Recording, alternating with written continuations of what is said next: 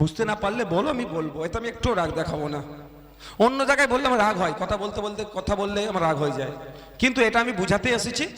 যদি না বুঝতে পারেন বলুন, আমি বুঝাবো। বুঝতে পেরেছেন? হ্যাঁ, শোনা আছে? হ্যাঁ, একটা ভালো প্রশ্ন করেছে, ফর্ম ফিল আপ বাংলায় করবেন কি ইংলিশে করবেন?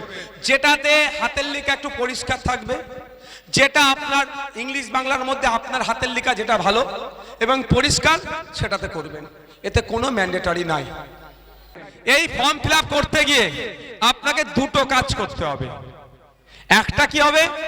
দুটো পাসপোর্ট সাইজ রিসেন্ট ছবি লাগবে, যার ব্যাকগ্রাউন্ডটা সাদা হবে, আর পেনের কিছু কালি খরচ করতে হবে। কোনো জেরক্সের দোকানে যাওয়ার দরকার নেই, কোনো কিছু জেরক্স করার দরকার নেই। এই ফর্মটা যখন জমা দেবে, আপনাকে অফিসার একটা জায়গায় সই করাবে যে আপনি ফর্মটা পাচ্ছেন। শুনতে পাচ্ছেন তো আমার কথাটা ভালো করে?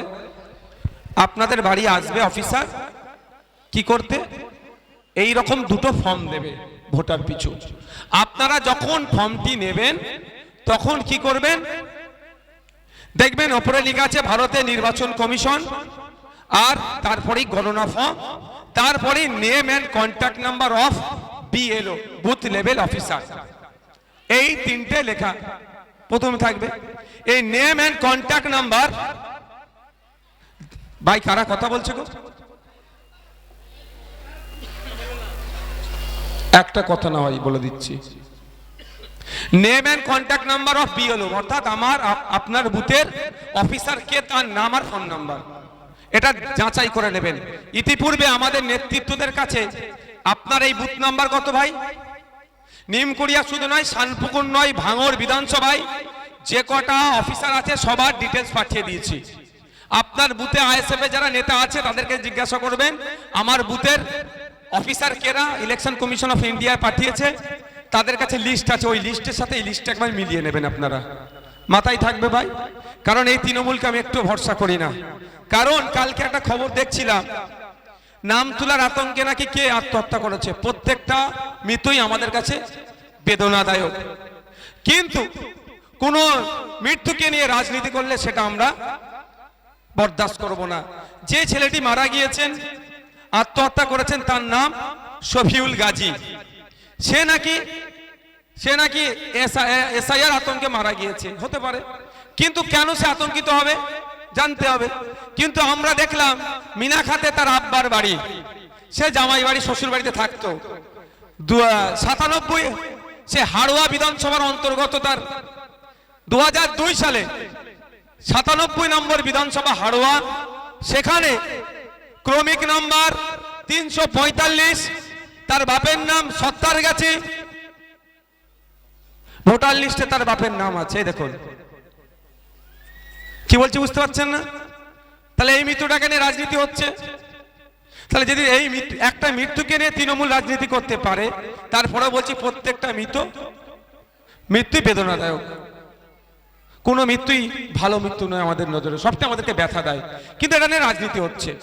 তো আপনার সরকার, ইসিআই নির্বাচন কমিশন আপনার নামে আপনার এলাকার জন্য যে অফিসার দিয়েছে, সেই অফিসারের পরিবর্তে ফর্ম উল্টো করে ছাপিয়ে অন্য অফিসারের নাম দিয়েও তো পাঠাতে পারে আপনাদের এলাকায় তৃণমূলের লোকেরা, নেতারা, হতে পারে তো। তাহলে চেক কি করে করবেন? এখানে অফিসারের নাম ফোন নাম্বার দেওয়া আছে, আর আমাদের বুথের যারা নেতৃত্বরা আছে নির্বাচন কমিশনের দেওয়া অফিসারের নাম ফোন নাম্বার একবার মিলিয়ে দেখে নেবেন। প্রথম কাজ এটা হবে। এই ফর্মটা বাঘ ভাল্লুক নয়, আপনাকে খেয়ে নেবে। এই ফর্মটা সহজেই, একটু বাচ্চাগুলোকে লক্ষ্য করো না ভাই আমার, তোমরা মুখ খোলো না, যাদের কোলে বাচ্চা আছে বা বসে আছে সামনে গুলো একটু লক্ষ্য করুন। এমনি সময় নষ্ট হয়ে গেল, মুডটা আজকে নষ্ট হয়ে গেল, তারপর আমাকে বলতে হবে। তো এই ফর্মটাকে আমরা, এই ফর্ম দেখতে পাচ্ছেন, যখন আসবে দুটো কাজ করতে হবে। প্রথম কাজ কি, এই ফর্মের 2-3টে জেরক্স করে নেবেন। অরিজিনাল ফর্মগুলোকে একটু যত্ন করে রাখবেন। বাচ্চা চিবিয়ে ফেলেছে, বাচ্চা খেয়ে ফেলেছে, বাচ্চা পিচ্ছাপ করে দিয়েছে, ভাতের তরকারি পড়ে গিয়েছে, তেল পড়ে গিয়েছে, পানি পড়ে গিয়েছে, ইঁদুরে খেয়ে নিয়েছে, এই কাজ কিন্তু করবেন না। না হয় অরিজিনাল দুটো একটু সাইডে রাখবেন। এই ফর্ম ফিল আপ করতে গিয়ে আপনাকে দুটো কাজ করতে হবে। একটা কি হবে, দুটো পাসপোর্ট সাইজ রিসেন্ট ছবি লাগবে, যার ব্যাকগ্রাউন্ডটা সাদা হবে, আর পেনের কিছু কালি খরচ করতে হবে। কোনো জেরক্সের দোকানে যাওয়ার দরকার নেই, কোনো কিছু জেরক্স করার দরকার নেই। এই ফর্মটা যখন জমা দেবে, আপনাকে অফিসার একটা জায়গায় সই করাবে যে আপনি ফর্মটা পাচ্ছেন। আপনি যখন অফিসারের হাতে ফর্ম তুলে দেবেন, অফিসার কোনো কাগজ চাওয়ার অধিকার নাই, কোনো কাগজ দেখাবেন না। যদি কাগজ চাই, আপনার বাড়ি নোটিশ আসবে, আসলে আমাকে জানাবেন কি করতে হবে, এরকম মঞ্চ করে প্রয়োজনে বলবো। তাহলে কোনো কাগজ জেরক্স করা কিচ্ছু দরকার থাকলো, দুটো কাজ করবেন, 2 কপি পাসপোর্ট সাইজ রিসেন্ট ছবি আর পেনের একটু কালি খরচ করবেন। এই ফর্মটা ফিল আপ এত ঘর থেকে ভয় পেয়ে যেতে পারে অনেকে, এই জন্য আমি এই ফর্মটাকে সহজেই ফিল আপের জন্য 4টে পার্ট করেছি। এই ফর্মটাকে ফিল আপের জন্য কটা পার্ট করেছি বললাম? 4টে পার্ট, অর্থাৎ 4টে ভাগ করেছি। আমি সেই ভাগটাকে কিভাবে ফিল আপ করবো দেখিয়ে দিচ্ছি, তাহলে আমাদেরও কারো সহযোগিতা লাগবে না, আপনারা বাড়িতে বসে বসে সব পারবেন। এটা ফর্ম, তাই তো? আমি দুটো ফর্মই রাখছি, দুটি অরিজিনাল ফর্ম, মানে বৈধ অবৈধ নয়, দুটি বৈধ ফর্ম।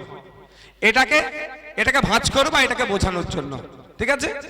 এই ফর্ম আপনাদের বাড়ি আসবে, দেখুন ফর্মের আপনাদের দিকে বাম দিক ওপর লাইনে কটা ঘর আছে জানেন? এখানে 5টি ঘর আছে, 5টি ঘর আছে। আপনাদের যদি হাতে ফর্ম থেকে মিলিয়ে নেবেন, 5টি ঘর আছে। প্রথম ঘরে কি দেয়া আছে? আপনার নাম, এপিক নাম্বার, আপনার ঠিকানা উল্লেখ আছে। দ্বিতীয় ঘরটাতে আপনার পার্ট নাম্বার, সিরিয়াল নাম্বার, বিধানসভার কথা উল্লেখ আছে। তৃতীয় ঘরটা একটা কিউআর কোড দেওয়া আছে। যখন আপনারা অরিজিনাল ফর্মে ফর্ম ফিল আপ করবেন, কিউআর কোডটাতে না কোনো পেন টেন না ঠেকে যায়, এটা লক্ষ্য রাখবেন। তারপরে দেখুন 4 নম্বর ঘরটা কি আছে? আপনার 2025 সালে ভোটার লিস্টে যে ছবিটা আছে সেটা এখানে অলরেডি প্রিন্ট হয়ে আসছে। 6 নম্বর ঘরটা খালি। আমি ওই জন্য বললাম যে 5টা ভাগে, এই 4টে ভাগে ঘরটা করব, ফিল আপ করবো। তাহলে অলরেডি 4টে ঘর ফিল আপ হয়ে এসেছে। প্রথম পার্টে আপনাকে একটাই কাজ করতে হবে, কি? একদম আপনার এক্সট্রিম রাইট সাইড, অর্থাৎ আপনার ডান দিকে এই যে ঘরটি আছে, দুটো ছবি প্রিন্ট করে রাখতে বলেছি। একটা একটা করে দুটো ফর্ম আছে, দুটো ফর্মে এখানে সাঁটিয়ে দেবেন। তাহলে আপনার প্রথম পর্বের এই লাইনের কাজটা মিটে গেল। প্রথম পর্বের এই লাইনের কাজটা বুঝতে কেউ অসুবিধা আছে? আপনারা বুঝতে পেরেছেন? ফর্ম ফিল আপ করতে গেলে ফর্মটাকে যদি এরকম ভাবে ভাঁজ করি, গোটা ফর্ম আছে এটা, এরকম ভাবে ভাঁজ করি যদি, তাহলে কি হবে? শুধুমাত্র প্রথম ভাঁজটা যেটা করেছি, এখানে একটা আপনার রিসেন্ট পাসপোর্ট সাইজ ছবি দেবেন। অনেক ক্ষেত্রে অনেকে বদমাইশি করছে, কেউ বলছে নাকি হিজাব পরে দেওয়া যাবে না, কেউ বলছে নাকি টুপি পরে দেওয়া যাবে না। এই ধরনের কোনো গাইডলাইন আমার কাছে এখনো এসে পৌঁছায়নি। ফটোর ক্ষেত্রে আমার কাছে যে গাইডলাইন আছে সেই গাইডলাইনে কেউ বারণ করেনি। সুতরাং যারা হিজাব পরেন, যারা টুপি পরে ঘোরেন, তারা হিজাব বা টুপি পরে ছবি দিলে সেটা কোনো রিজেক্ট হবে না। বা কেউ পাগড়ি পরেন, আমার পাঞ্জাবি ভাইরা, আমার শিখ ভাইরা, তারা পাগড়ি পরে ছবি দিলে তাদের ছবি রিজেক্ট হবে না, as per guideline of election commission of India. ঠিক আছে, ক্লিয়ার হয়ে গেল। এবার আসা যাক দ্বিতীয় পার্ট। আমি কি করব? পুরো ফর্ম একটা, ওনাকে ওনার বাড়ির লোককে একটু সাইড করে রাখো না, আপনারা সাইড করে দেন না, ঢুকতে দিলেন কেন? উনি বিশেষভাবে একটু ওনার শারীরিক অসুস্থতা আছে, একটু উনি তো বুঝতেই পাচ্ছেন, কাউকে কথা বলতে হবে না। এদিকে তাকান। এই পার্টটা শেষ হয়ে গেল, এটা বুঝলেন তো? শেষ হয়ে গেল। এবার আসলে কি, কত নম্বর পার্ট বুঝবেন আপনারা? একটু বললে তো ভালো লাগে। কত নম্বর পার্ট বুঝবেন? 2 নম্বর পার্টটা আমরা কিভাবে ফিল আপ করবো। মায়েরাও যেভাবে ফিল আপ করবে, বাপেরাও সেভাবে ফিল আপ করবে, ছেলেরাও যেভাবে ফিল আপ করবে, মেয়েরাও সেভাবে ফিল আপ করবে, আলাদা কোনো সিস্টেম নাই। তাহলে দ্বিতীয় পার্টটা বোঝেন। দ্বিতীয় পার্টে দেখুন এইদিকে প্রচুর কিছু লেখা আছে, এই দিকটা পুরো ফাঁকা আছে। এই দিকে লেখার এগুলো ধরুন যদি প্রশ্ন হয় উত্তর আমরা এইদিকে দেব। এই যে দাগ কাটা আছে মধ্যখান দিয়ে উত্তরটা আমি যেটা প্রশ্ন ধরি এটা উত্তর হবে। কি কি দেওয়া আছে দেখুন। জন্ম তারিখ, আপনার ভোটার কার্ডে দেখুন জন্ম তারিখ উল্লেখ আছে রিসেন্ট 2025 সালের ভোটার লিস্টে বা ভোটার কার্ডে দেখুন জন্ম তারিখ উল্লেখ আছে, তারিখ মাস বছর এই ঘরে আমি বসিয়ে দিলাম। তারপরে কি লেখা আছে আধার কার্ডের নাম্বার। আপনি চাইলেও আধার কার্ডের নাম্বার দিতে পারেন, নাও দিতে পারেন, এটা অপশনাল ঐচ্ছিক। তবে আমি রিকোয়েস্ট করব, আমি আধার কার্ডের নাম্বার দিয়েছি, আমি কি নটোরিয়াস ক্রিমিনাল নাকি, আমি কি গুন্ডামস্তান নাকি না ভোট চোর আমি যে আমার আধার কার্ডের নাম্বার দিতে আমাকে ভয় লাগবে? তাহলে আমি দিয়েছি, আপনি দিতে পারেন নাও পারেন। এরপরে আসছে কি ফোন নাম্বার, এটা গুরুত্বপূর্ণ বিষয়। আপনাদের বাড়িতে হয়তো 4 জন মেম্বার 6টা নাম্বার আছে, যেই নাম্বারগুলো আপনারা পার্মানেন্ট চালান, ফোন করলে পাবে, সেই নাম্বারগুলোই আপনি এখানে দেবেন, একটা করে একজনের একটা। এটা হতে পারে আপনাদের বাড়িতে 4টে মেম্বার 2 জন ফোন ইউজ করে, তাহলে কি হবে? ভয়ের কারণ কিচ্ছু নেই, আপনারা 4 জন মেম্বার একটা নম্বর ইউজ করতে পারেন, কিছু করার নেই, নাম্বার নেই আমি কি করব? ঠিক আছে, অত ঘাবড়াবার কিছু ব্যাপার নাই।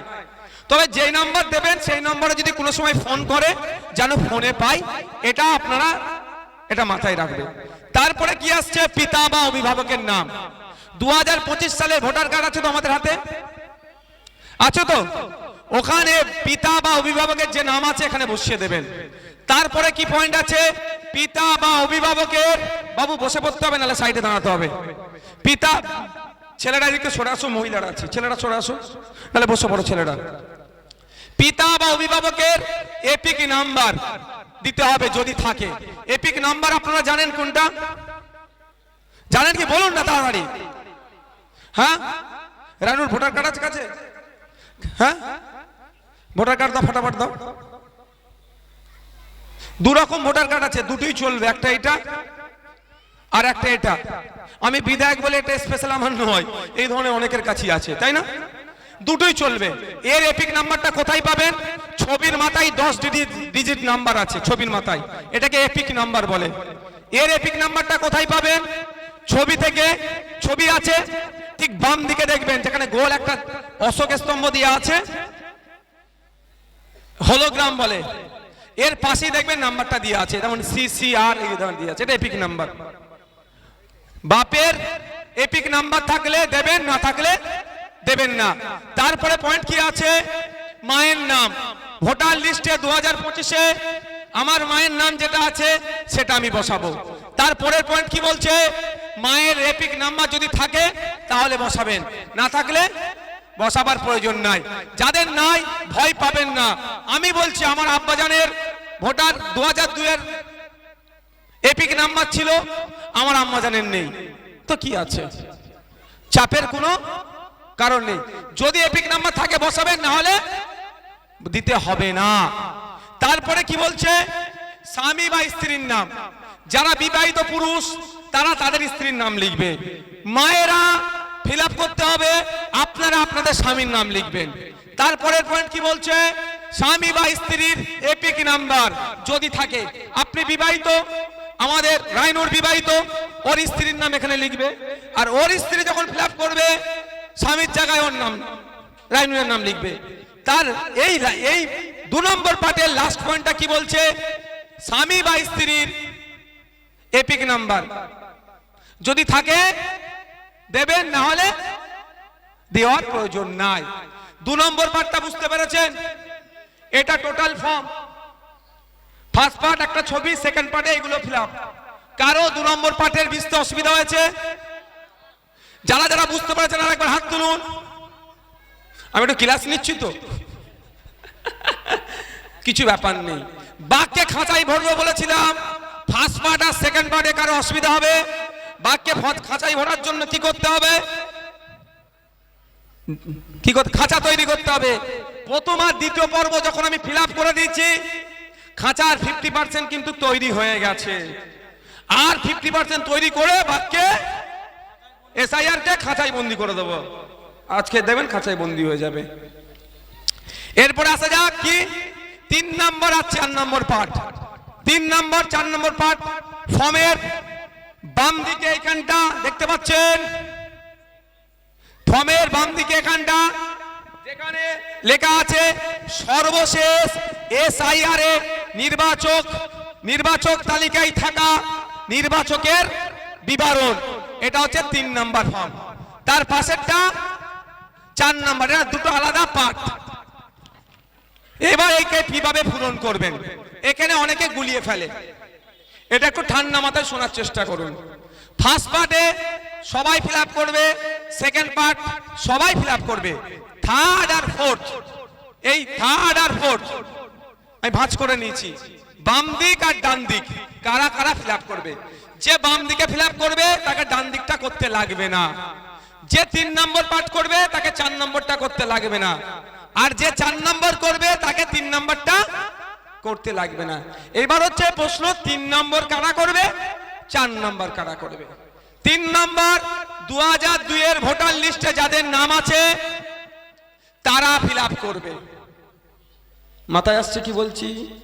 2002 এর ভোটার লিস্টে যাদের নাম আছে তারা 3 নম্বর ফর্মটা পার্টটা ফিল আপ করে সই করে রেখে দেবে।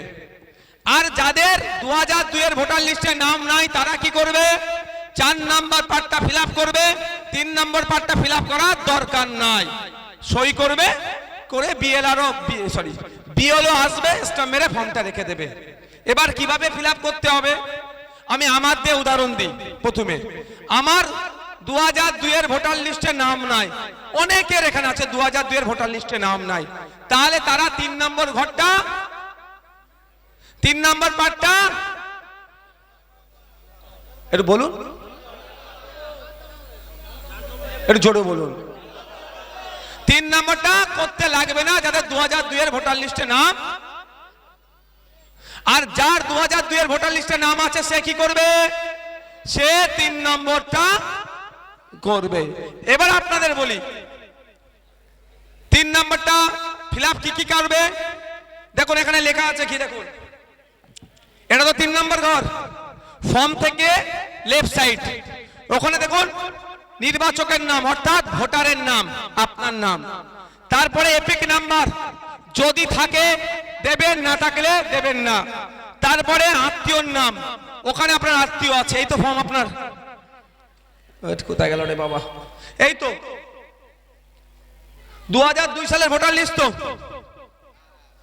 এখানে দেখুন আত্মীয়র নাম আছে, আমি একটা নাম বলছি, নূর মোহাম্মদ গাজী, পিতা আজাদ গাজী, তাহলে এখানে নূর মোহাম্মদ গাজী বেঁচে আছে, এটা কাদের পাটের, 100 নম্বর। তোমাদের পাটেরটা কোথায়, জলদি জলদি ফটাফট ফটাফট তাড়াতাড়ি দাও। আচ্ছা, নূর মোহাম্মদ মোল্লা, পিতা আতিয়ার মোল্লা, এই তো পাওয়া গেছে। তাহলে উনি কি করবেন, উনার নাম লিখলেন, আত্মীয়র নাম বলতে উনার পিতার নাম এখানে দেওয়া আছে কি, আতিয়ার মোল্লা, আত্মীয় বলে যেটা লেখা আছে আতিয়ার মোল্লা লিখবেন। তারপরের একটা লেখা আছে, এটা গুলিয়ে ফেলছে, সম্পর্ক, সম্পর্কটা কি এখানেও লেখা আছে, দেখো আতিয়ার পিতা, সম্পর্কের জায়গায় পিতা, এইখানে যার লেখা থাকবে সম্পর্কে স্বামী, স্বামী লিখবে, যার সম্পর্ক লেখা থাকবে পিতা, পিতা হবে। 2002 সালে যেটা আছে সেটা হবে। তারপরে কি জেলা রাজ্য, আমরা ভুলে যাচ্ছি নাকি, আমার জেলার নাম দক্ষিণ 24 পরগনা, রাজ্যের নাম পশ্চিমবাংলা, ওটা লিখে দিলেন। তারপরে কি বিধানসভা ক্ষেত্রের নাম, আপনার বিধানসভার নাম কি, ভাঙড় বিধানসভা, 148 এখানে লিখবেন না, ভাঙড় বিধানসভা, বিধানসভা ক্ষেত্রের নাম শুধু ভাঙড় লিখে ছেড়ে দেবেন। তারপরে পয়েন্ট আছে বিধানসভা ক্ষেত্রের নাম্বার, বিধানসভা ক্ষেত্রের নাম্বার কত, এখন 148 এখানে লিখলে হবে না, এখানে গুলিয়ে ফেলবেন। 3 নম্বর পয়েন্ট আর 4 নম্বর পয়েন্ট যেটা 2002 সালে আছে সেটা লিখবেন। 2002 সালে ভাঙড় বিধানসভা কত ছিল,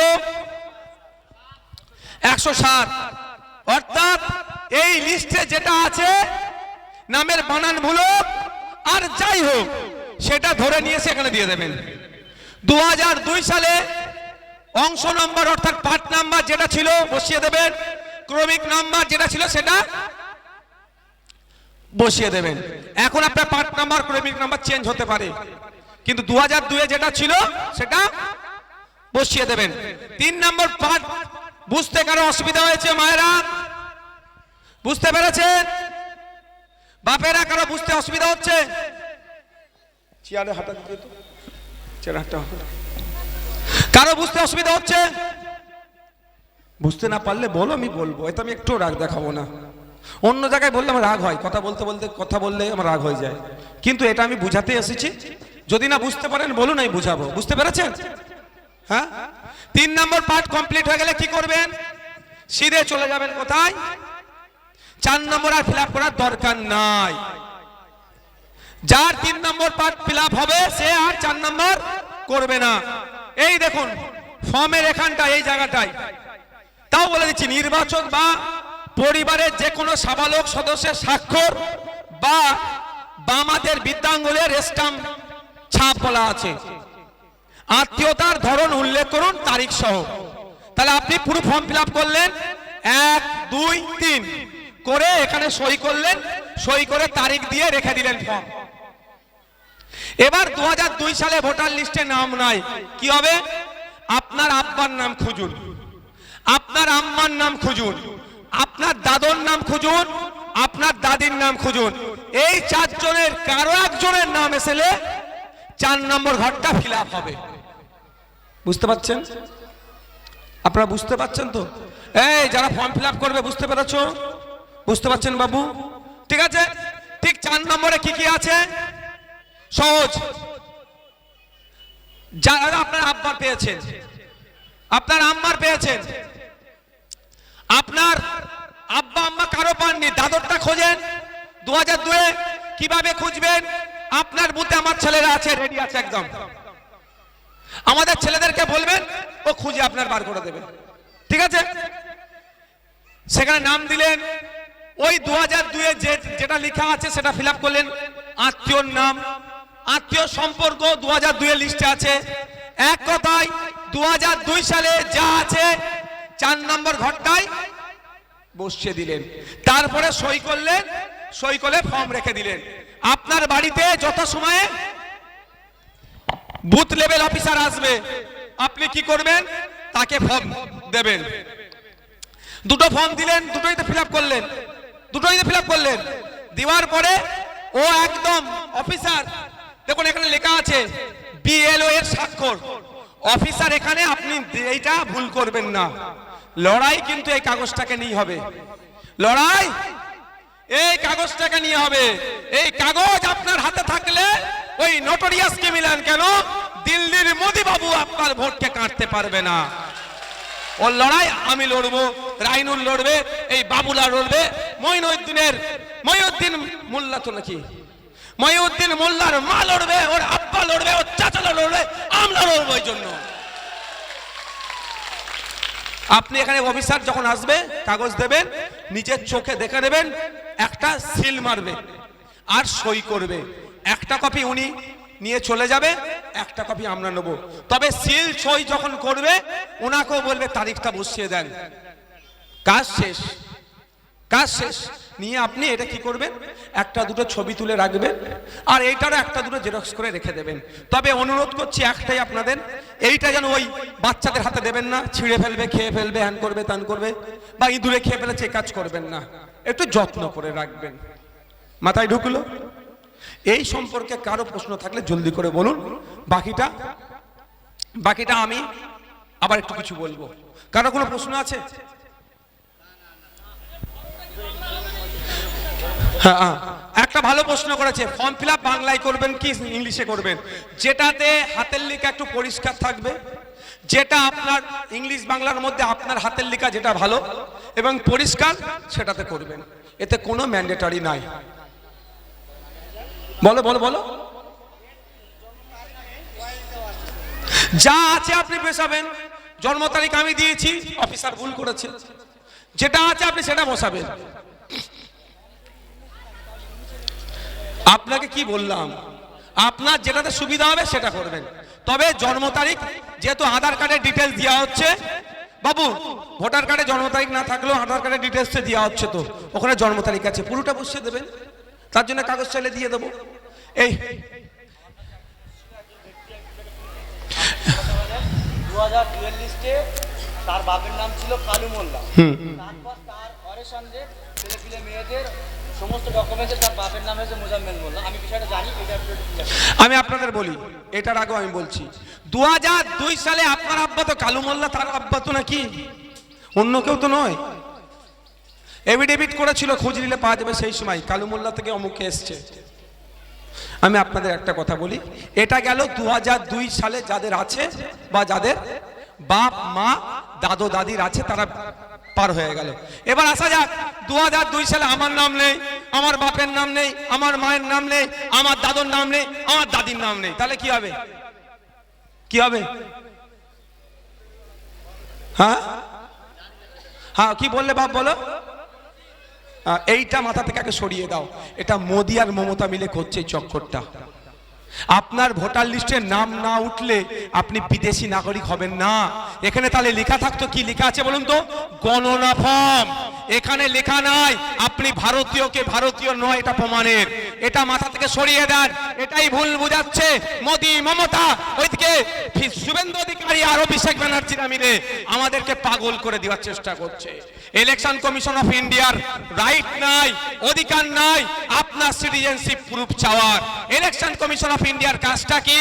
18 বছরের উপরে উঠলো ভোটে যাতে নাম ভোটার লিস্টে নাম উঠে তার ব্যবস্থা করা, কেউ মারা গেল তার নাম কেটে দেওয়া, নামের বানান ভুল, আপনার স্থান পরিবর্তন হয়েছে সেটা ঠিক করা, আর ইলেকশনগুলোকে কন্ডাক্ট করা। এটা হচ্ছে election commission of India, election কমিশনের কাজ। আপনার নাগরিকত্ব যাচাইয়ের কাজ নয়। আপনার বাড়ির সামনে এসে যদি কোনো বিএলও বলে এই কাগজ দাও সেই কাগজ দাও, কারো হাতে কাগজ দেবেন না, বলবেন এরা ফর্ম নাও, স্টাম্প মারো, আর মাথা থাকবে তো, ভুল কাজ একদম করবেন না। এবার আসা যাক, বাপের নাম, নিজের নাম নেই, বাপের নাম, মায়ের নাম, দাদুর নাম, দাদির নাম নেই, কি হবে? ভয় পেয়ে যাবেন নাকি? কেউ ভয় পেয়ে যাবেন না। আপনার এমএলএর নামটা কি একটু শুনি? আপনার এমএলএর নাম কি? আছো তো নাকি? আর আমি ফেল করলে কে আছে? একটু ভালো করে শুনতে ভালো লাগে আমার বড় ভাইয়ের নামটা। আমার বড় ভাইয়ের যখন নাম হয় না আমার খুব শুনতে ভালো লাগে। বলো কে আছে? হ্যাঁ, বুঝে নেবে। গত পরশু দিনই বলে দিয়েছে, পশ্চিম বাংলার যে কোনো প্রান্তের, সে দলিত, আদিবাসী, হিন্দু, মুসলমান, খ্রিস্টান দেখার দরকার নেই। তুই রেডি থাক, যদি একটা বৈধ ভোটারের নাম কাটা যায় তুই সুপ্রিম কোর্টে গিয়ে মামলা করবি, টাকা আমি দেবো। ভয় কাটছেন কেন? এবার হচ্ছে আমি ভয় কাটানোর জন্য এটা বললাম। আপনাদের বলি, যার কোনো কাগজ নেই সেও কিন্তু ফার্স্ট পার্ট আর সেকেন্ড পার্ট ফিল আপ করবেন। এইটা ফিল আপ করতে কেউ বলবেন না। 2002 এর ভোটার লিস্টের নাম থাকুক আর না থাকুক, তার দাদুর দাদির বাপ মায়ের নাম থাকুক আর নাই থাকুক, ফিল আপ করতে কিন্তু বাবু ভুলবেন না। কি করবেন? ফার্স্ট পার্ট আর সেকেন্ড পার্টটা ফিল আপ করে দিলেন, থার্ড ফোর্থ ফিল আপ করার দরকার নেই, সই করলেন, রিসিভ নিয়ে নিলেন। এবার কি হবে? 1987 সালের আগে যাদের জন্ম তারা কি করবে? এইটা আপনি জমা করে দিলেন, আপনার কোনো চিন্তা নাই বাবু। আপনার বাপের নাম নেই, মায়ের নাম নেই, দাদুর নাম নেই, দাদির নাম নেই, আপনার নাম নেই, কিচ্ছু চিন্তা করবেন না। 11টা ক্রাইটেরিয়া দিয়েছে, অপশনাল হিসাবে 12 নম্বর দিয়েছে, আধার কার্ডের কথা বলেছে। ধরুন না বাবু, আপনার বয়স কত? দাঁড়া, উঠে দাঁড়াও। হ্যাঁ, 63 বছর বাবুর বয়স, 1987 সালের আগে জন্ম। তো ধরুন না ইনার 2002 এর ভোটার লিস্টে নাম নেই, আব্বার নেই, আম্মার নেই, দাদুর নেই, দাদির নেই। এ কি হবে? ইনাকে একটা কাগজ প্রমাণ দিতে পারলে ইনার নামটা উঠে যাবে। কি কাগজ? এখন আধার কার্ডটা চেয়েছে, আধার কার্ডটা পরে রাখছি। জন্ম সার্টিফিকেট নেই, আমি ধরছি। স্কুল সার্টিফিকেট নেই, ধরছি। সরকারের খাস জায়গা থেকে সে পাট্টা পায় না, দলিল পর্চা থাকলে হবে। পেনশন পাচ্ছে, সেই কাগজ দেখালে হবে। সর্বোপরি আধার কার্ডটাও ভ্যালিড হিসাবে হচ্ছে। চলো বাবু, বেরিয়ে গেছেন। তার মধ্যে একটা কিছু আছে তো নাকি? 11টার মধ্যে একটা থাকলেই হবে, ভয় পাওয়ার কিছু নেই। আমি তো আছি, আমি তো আছি। রেসিডেন্সিয়াল সার্টিফিকেট দিল এই বাবুর, পাস হয়ে যাবে। এবার 1987 সাল থেকে 2004 ওর মধ্যে যাদের জন্ম মানে আমাদের জেনারেশন যদি বলি, মানে আমাদের জেনারেশন, আমার তো 90-এর কোটাতে জন্ম, তো তারা কি করবে, ওই 11টা কাগজের মধ্যে একটা লাগবে, আর বাপ মায়ের 11টা কাগজের মধ্যে একটা লাগবে, তাহলে সেও পাস। 2004-এর পরে যাদের জন্ম, ভোটার লিস্টে নাম আছে 2025 সালের, কিন্তু 2002 সালের বাপের নেই, মায়ের নেই, নিজের নেই, দাদুর নেই, দাদির নেই, তাহলে সে কি করবে, তাকেও চিন্তিত হওয়ার কিছু কারণ নেই, সেও ফর্ম ফিল আপ করে জমা করবে, তাকে ডাকবে যে তোমার কি কাগজপত্র আছে, সে তখন কি করবে, ওই 11টা কাগজের মধ্যে একটা কাগজ নিয়ে যাবে, আর বাপ আর মায়েরও 11টা কাগজের মধ্যে একটা একটা করে নিয়ে যাবে, নিয়ে গিয়ে জমা দেবে। এবার আপনাদের বলি, আপনারা কেউ চিন্তিত হবেন না, 1 মাস ধরে ফর্ম জমা নেওয়া আর জমা দেওয়া হবে। ধরলাম আমি তর্কের খাতিরে আপনার নাম ওঠেনি, তাহলে কি হবে, আছি তো আমি ভাই, আছি তো। ইচ্ছাকৃতভাবে অনিচ্ছাকৃতভাবে যদি কেউ নাম কেটে দেয়, সেই বিএলও যদি ইচ্ছা করে কাটায়, তার চাকরি নিয়ে টান হবে, তার চাকরি নিয়েও আমরা শেষ কথা বলে ছাড়বো, এটা মাথায় রাখবেন, ভয় পাবেন না। আপনার নাম উঠেছে, আপনার কাছে নোটিশ এসছে, ভয় খেয়ে যাবেন না, মানে আপনাকে বলবে এই কাগজ নিয়ে অমুক তারিখে হাজির হও, তখন কাগজ নিয়ে হাজির হবে। এই বাবুকে যদি ডাকে, এই বাবু কি একা যাবে নাকি, এই বাবুর সাথে আমাদের শরীফুল কোথায়, শরীফুল যাবে, উঠে দাঁড়াও বাবু, উঠে দাঁড়াও, এই বাবু যাবে, আমাদের রায়নুর যাবে, এই বাবুরা যাবে, টোটাল কাগজ নিয়ে আমাদের নেতৃত্বরা এই বাবুকে সাথে করে নিয়ে অফিসে যাবে। এই বাবু একা নয়, বাবুর পাশে আমরা আছি। প্রয়োজনে কি হবে, এই বাবুর সাথে দরকার হলে বারাইপুর কোর্ট, আলিপুর জজ কোর্ট, না হলে কলকাতা হাইকোর্টের উকিলকে দিয়ে পাঠাবো, অসুবিধা হবে, আমি তো আছি নাকি, ভয় পাবেন না।